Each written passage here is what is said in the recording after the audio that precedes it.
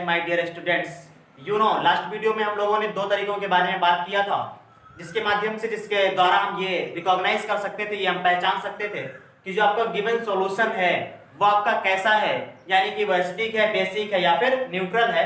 आज हम लोग बात करने वाले हैं थर्ड वे के बारे में, वो कौन सा तीसरा मीडियम है जिसके द्वारा हम ये पता लगा सकते हैं कि विलयन आपका जो है वो अम्लीय है, क्षारीय है या फिर उदासीन है। तो शुरू करते हैं आज का ये इंपॉर्टेंट सेशन। ठीक है, देखिएगा तो तीसरा तरीका क्या है, तो थर्ड वे है पीएच वैल्यू, पीएच मान।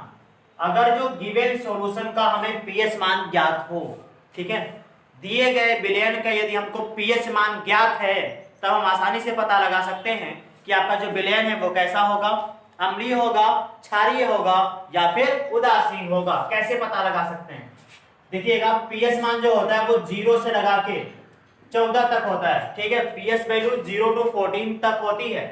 अगर जो किसी भी विलयन की पीएच वैल्यू जो है वो 0 to 6.9 है, ठीक है, इफ पीएच वैल्यू 0 to 6.9 है तो आप जान जाइएगा वो आपका जो विलयन होगा वो अम्लीय होगा, एसिडिक होगा। ठीक है, बात समझ में आई। अगर जो किसी भी विलयन का पीएच मान 7 है, कितना है, 7 है, तो वो आपका विलयन कैसा हो जाएगा, वो आपका विलयन उदासीन हो जाएगा। कैसा हो जाएगा, न्यूट्रल हो जाएगा, उदासीन हो। विलयन का पीएच मान 7.1 to 14 है, ठीक है, कोई विलयन हो या फिर कोई भी पदार्थ। तो अगर जो किसी भी विलयन का पीएच मान, ठीक है, किसी भी सॉल्यूशन की पीएच वैल्यू यदि 7.1 और 14 के मध्य में है, ठीक है, या फिर यहां से यहां तक है, तो विलयन आपका कैसा होता है, तो आपका जो सॉल्यूशन है वो आपका बेसिक हो जाएगा, क्षारीय हो जाएगा।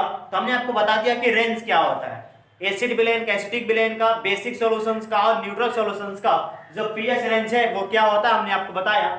यदि कोई भी आपका सॉल्यूशन दिया हो और उस सॉल्यूशन की पीएच वैल्यू फ्रॉम 0 to 6.9 हो तो जान जाइएगा आपका जो सॉल्यूशन है वो एसिडिक है।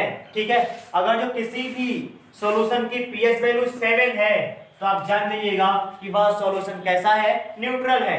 यदि किसी भी सॉल्यूशन की पीएच वैल्यू 7.1 to 14 है तो आप जान जाइएगा कि वो आपका जो सॉल्यूशन है वो बेसिक है। जान गए आप, ये तो समझ ही गए होंगे उम्मीद है।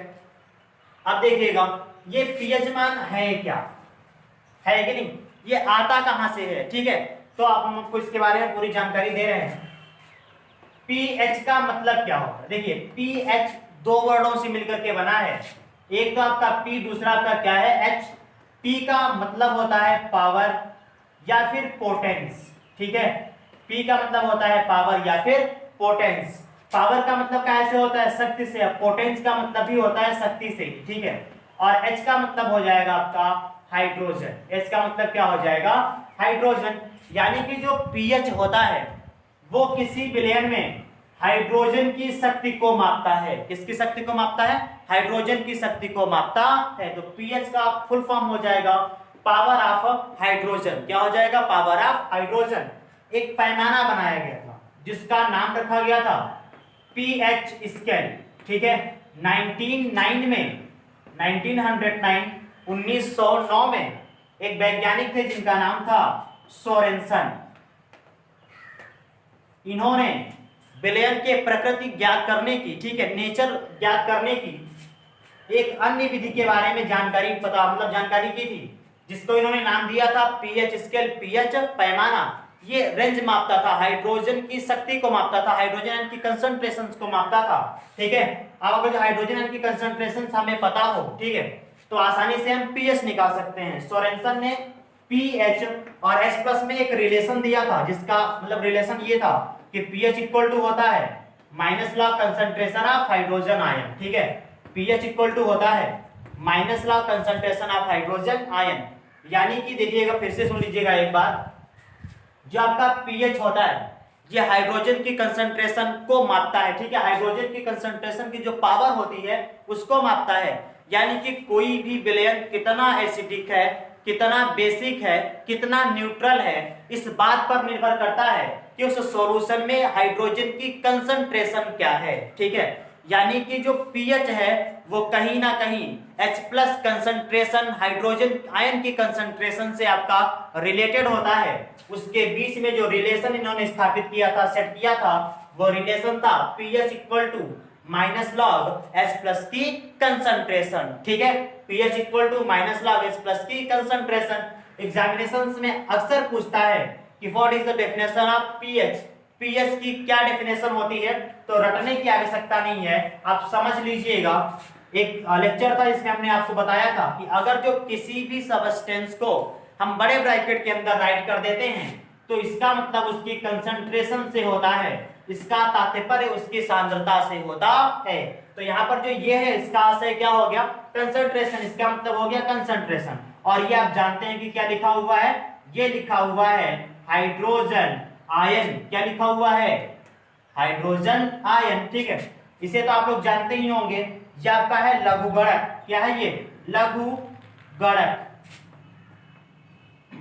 ठीक है, और इसे भी आप लोग जानते होंगे, ये आपका कौन सा निशान है, ऋणात्मक का। कौन सा निशान है, ऋणात्मक का।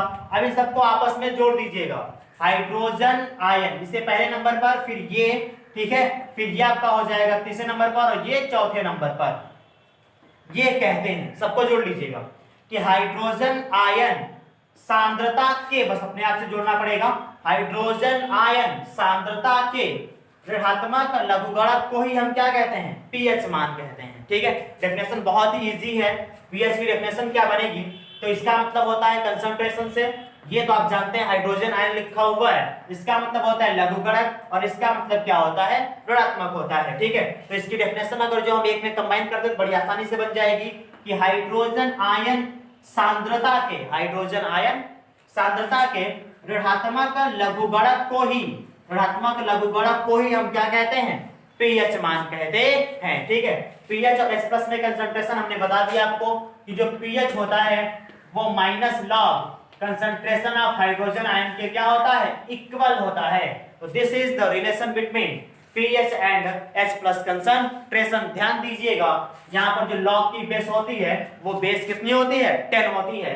यहाँ पे बेस E नहीं होती है, होता है, यहाँ पे बेस क्या होता है, 10 होता है। ठीक है, इतनी बात तो समझ में आई होगी।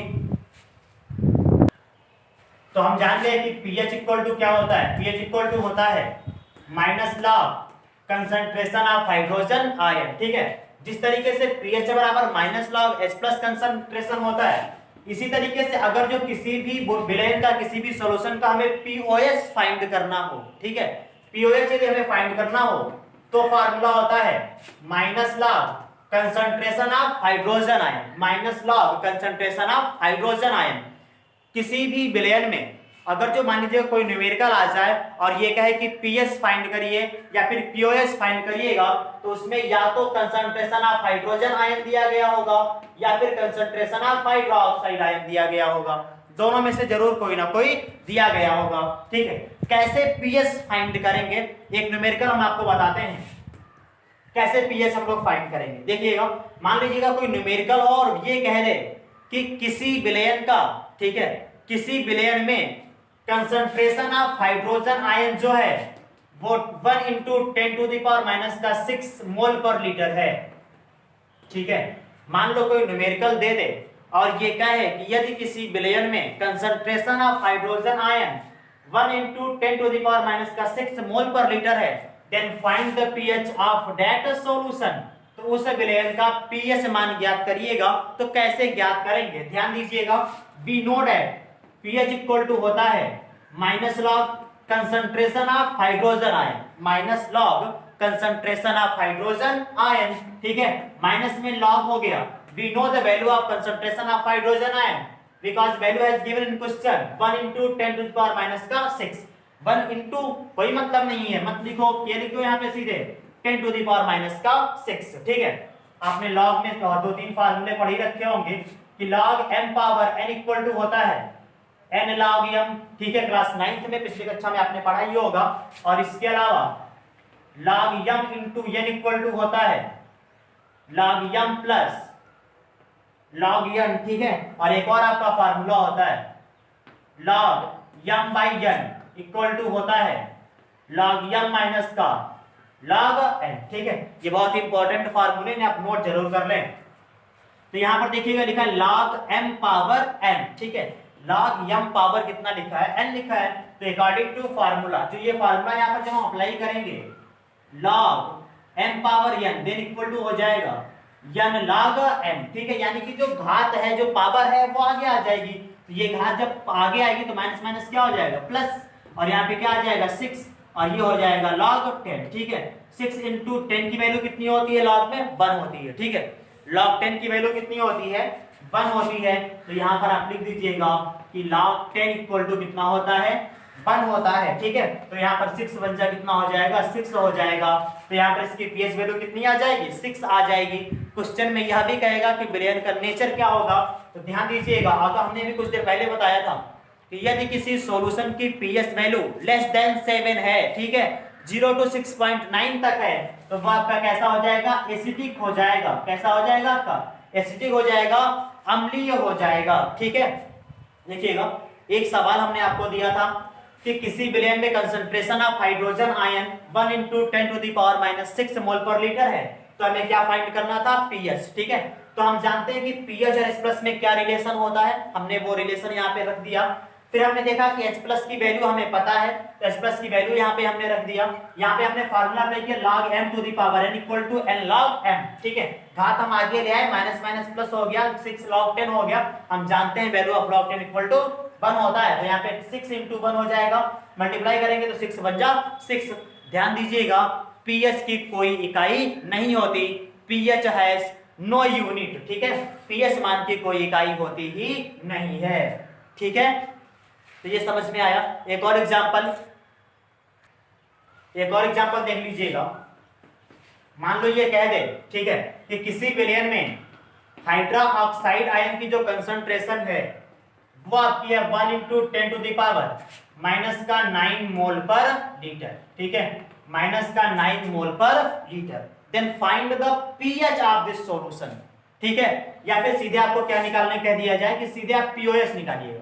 क्या निकालिए, पीओएस। तो आप जानते हैं, क्या जानते हैं आप, कि पीओएच इक्वल टू होता है माइनस में log concentration of hydroxide ion, ठीक है, माइनस में log concentration of hydroxide ion. तो यहाँ पे हो गया आपका माइनस लॉग, इसकी वैल्यू देखो क्वेश्चन में कितनी है, 1 into 10⁻⁻9। 1 into है, 1 मत लिखिएगा, तो ये हो जाएगा -9, ठीक है। अब घात फिर आगे आएगी क्योंकि log m into n का फार्मूला फिर से अप्लाई होगा, ये वाला, ठीक है। तो इसको हमने आगे लिखा तो माइनस माइनस प्लस हो गया, 9 log क्या हो जाएगा, 10 हो जाएगा। और log 10 की वैल्यू कितनी होती है, 1 होती है। तो यहाँ पे 9 बन जा कितना आ जाएगा, 9। तो इसका पीओएस कितना आ गया आपका, 9 आ गया, ठीक है। इसका कभी कभी क्या होता है, कभी कभी क्वेश्चन में ये कहेगा कि H+ की कंसंट्रेशन क्वेश्चन में दे देगा। हमारी बात को ध्यान से समझिएगा। कभी कभी न्यूमेरिकल में कंसंट्रेशन ऑफ हाइड्रोजन आयन दे देगा और कहेगा कि आप पीओएच ज्ञात करिएगा, तब हमें समस्या होती है, ठीक है। तो इस समस्या को हम कैसे सॉल्व करेंगे, ध्यान दीजिएगा। तो हमें ये पता होना दिखेगा H+ की कंसंट्रेशन न्यूमेरिकल में दे दे और वो क्या करे, पीओएच की वैल्यू को पूछ ले, तो हम कैसे सॉल्व करेंगे, ठीक है। देखिएगा अगर जो H+ कंसंट्रेशन दी गई है तो हम आसानी से क्या निकाल सकते हैं, पीएच निकाल सकते हैं, ठीक है। क्योंकि we know that pH equal to क्या होता है, minus log concentration of hydrogen ion, ठीक है। तो हम यहां से पीएच वैल्यू फाइंड कर सकते हैं, लेकिन क्या पूछ रहा है, पूछ रहा है कि पीओएच का मान क्या होगा। तो रिलेशन क्या होता है, what is the relation between pH and pOH, क्या संबंध होता है दोनों के बारे में। आइए हम लोग देखते हैं कि क्या रिलेशन होता है। Relation between pOH and pH, ठीक है, इन दोनों के बीच में क्या संबंध होता है। लास्ट लेक्चर में हमने आपको बताया था आयनिक प्रोडक्ट ऑफ वाटर। हमने कहा था कि concentration of hydrogen ion into concentration of hydroxide ion is equal to 10⁻⁻14 mole पर लीटर का होल स्क्वायर, ठीक है। हमने ये आपको बता दिया था। हमने यही क्यों यूज किया, ध्यान दीजिएगा।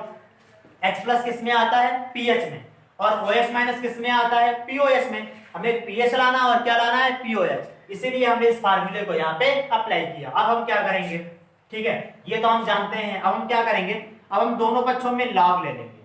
ठीक है, दोनों पक्षों में लॉग ले लेंगे, यानी कि टेकिंग लॉग बोथ साइड्स। दोनों पक्षों में हमने क्या ले लिया, हमने लॉग ले लिया। तो यहां पर क्या बनेगा बताइए, यहां पे बनेगा log concentration of hydrogen ion into concentration of hydroxide ion is equal to log 10 to the power minus का 14 is equal to log 10 to the power minus का 14। ठीक है, अभी हमने कुछ देर पहले आपसे कहा था कि log m into n equal to क्या होता है, log m और प्लस log n होता है। ठीक है, तो यहां पर लिखा है log concentration of hydrogen ion into concentration of hydroxide ion. तो ये वाला फार्मूला यहां पर हम क्या करेंगे, अप्लाई करेंगे।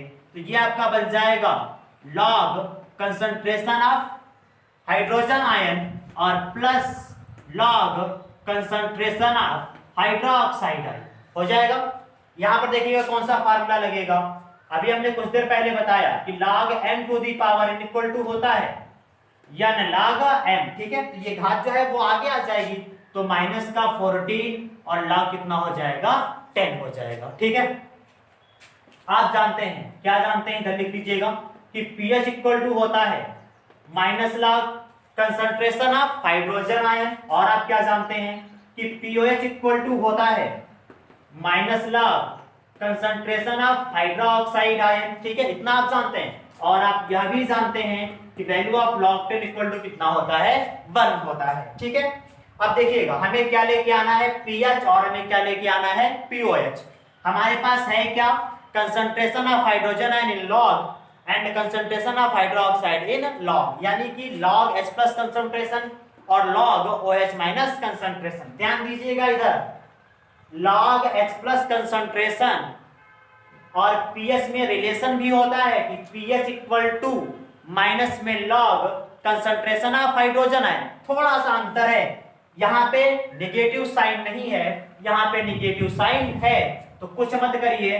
ठीक है, नेगेटिव साइन यानी कि माइनस से दोनों पक्षों में आप मल्टीप्लाई कर दीजिएगा, तो positive log H plus concentration equal to क्या हो जाएगा, माइनस का pH।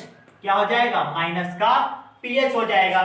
यहां पर भी आप मल्टीप्लाई कर लीजिएगा, तो log OH minus concentration equal to क्या हो जाएगा, माइनस का POH is equal to minus का 14, और log 10 की वैल्यू कितनी होती है, 1 होती है। ठीक है, अब देखिएगा इन दोनों में क्या है जो कॉमन है, तो माइनस, यहां से आपका pH माइनस निकल गया, तो ये हो गया POH बराबर 14 1 जा 14, माइनस माइनस क्रॉस हो गया, तो क्या बचा क्या भैया, pH प्लस POH बराबर कितना, 14। अब तो काम आसान हो गया ना। अब आप क्या करेंगे, अगर जो किसी भी न्यूमेरिकल में H प्लस की कंसंट्रेशन दी गई हो और POH पूछे, तो बिल्कुल भी घबराने की आवश्यकता नहीं है, क्योंकि हम जानते हैं कि pH और POH का जो एडिशन है, जो योग है, वो मोर देन 14 हो ही नहीं सकता, या फिर 14 के बराबर होता है। तो H प्लस की कंसंट्रेशन से pH आप ज्ञात कर लीजिएगा, और फिर 14 में से उस pH को आप लेस कर देंगे, तो POH की वैल्यू निकल जाएगी। ठीक है, देखिएगा, तो ये आपका रिलेशन होता है pH और POH में। इस तरीके से अगर जो न्यूमेरिकल में H प्लस की कंसंट्रेशन दी जाए और POH पूछा जाए, तो pH निकाल करके आप 14 में से घटा देंगे, तो उसका POH निकल जाएगा।